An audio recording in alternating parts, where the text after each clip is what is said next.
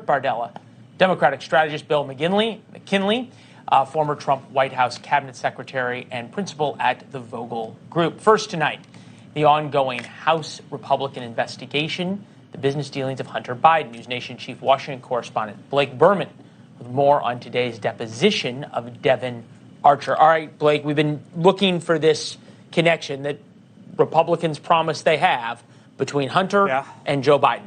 Did we get it today? Well, depends on who you ask.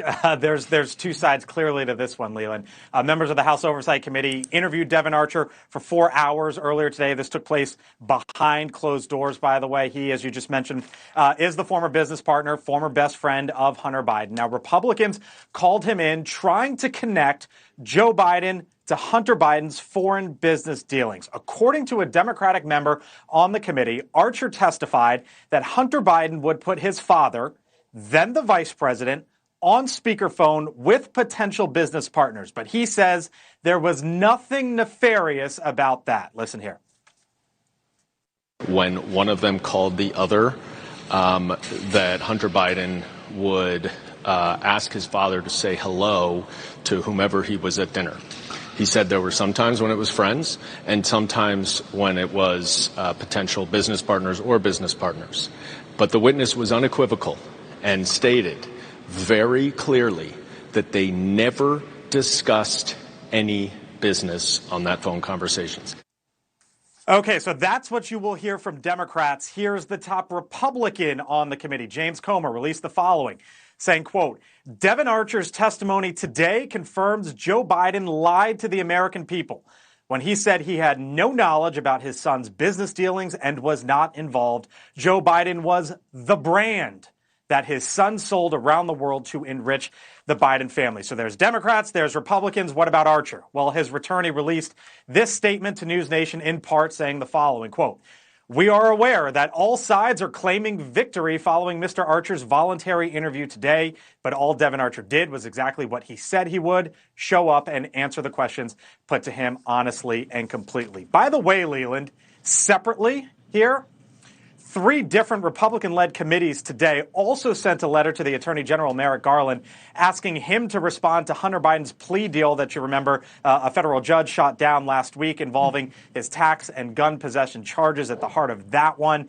They're basically saying they want to know over the past decade if anyone got the kind of deal from the DOJ that Hunter Biden got.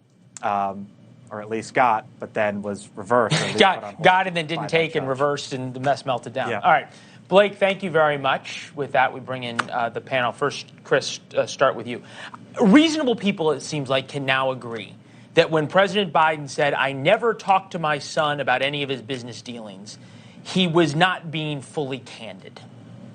Yeah, I think the problem here is that Biden knew what his son was doing. And whether I've seen no evidence that Biden was part of it in the way that he was working with his son or making it happen. But he knew why his son was putting him on speakerphone with these people. He was not oblivious to these things. And presumably he was content to help his son try to make a bunch of money on this. And Hunter Biden's belief that he was owed a living by the fact that his father was the vice president of the United States, and the fact that Hunter Biden thought that he was what do they say? He was born on third base, and he thought he hit a triple.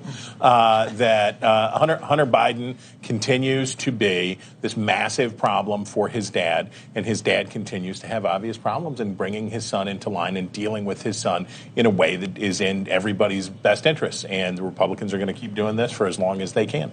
Yeah, and the fact that Julie, I think the fact that the plea deal all melted down gives enormous new fire to this, exactly. A new life. Yeah, because this isn't going away, and you're seeing Karine Jean-Pierre and White House comms people having to constantly answer these questions about Hunter Biden, whether it's the plea deal, whether it's this testimony, whether it's, quite frankly, his child. Really, it is just a drip of really bad news for Hunter Biden, and it comes at a time when his father's campaign doesn't need this, obviously. So it's not no going campaign away. ever. No right? campaign. No. About Devin Archer, Hunter Biden's longtime friend, former business partner, investment from Rosemont Seneca with Hunter Biden on the board of Ukrainian national gas firm Burisma, 2022 sentenced for defrauding a Native American tribe of more than $60 million in tribal bonds. People could argue, Kurt Bardella, that birds of a feather flock together.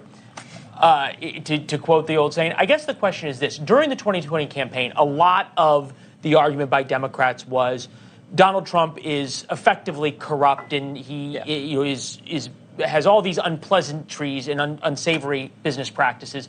Bring in the white knight, Joe Biden, who's clean as a preacher sheets. You can't make that argument in 2024 anymore. Well, I think you must know something about. Chris really liked that line there. That's a new one even to me. All right, that got him chuckling. Look at it. Listen, I do think we need to distinguish here the expectations that were set by Republicans, by Jim Comer, by Jim Jordan, that they had some kind of smoking gun that would illustrate they had proof that Joe Biden knew about specifics involving Hunter Biden's business dealings. That simply isn't what we heard today. Unquestionable. That, the expectation game here is being horribly mismanaged, in my opinion. As someone who did this, worked for House Oversight Republicans, you don't go out there and make pronouncements that you don't have the testimony to back up. It just undercuts your narrative, and it's harder to make some of these points that we're hearing about the political impact on Joe Biden when Republicans are kind of cutting themselves off at the knees. If they didn't say anything, and then these things just kind of came out and people could draw their conclusions one way, that would be potentially damaging, I think, to the Biden team. But when they're out there setting the expectations and they're falling so short of them, I think it blunts the impact politically on them.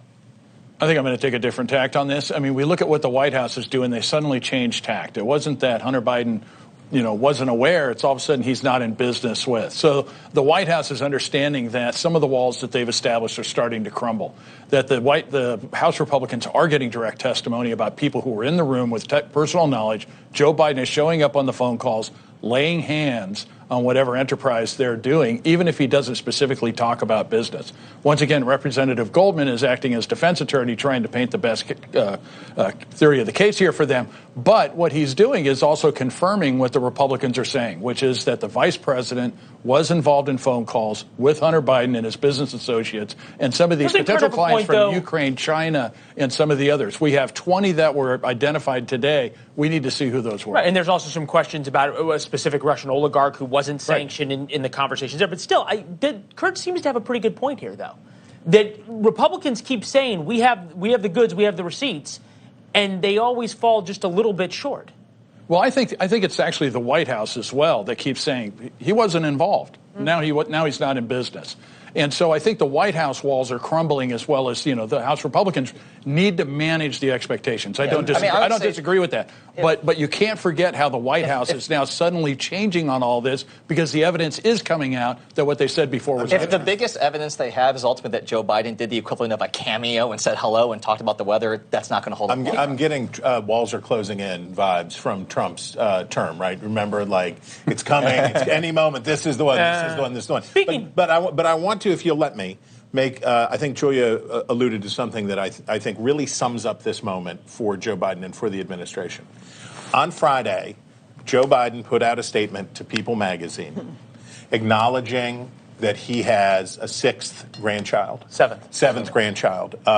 in Arkansas.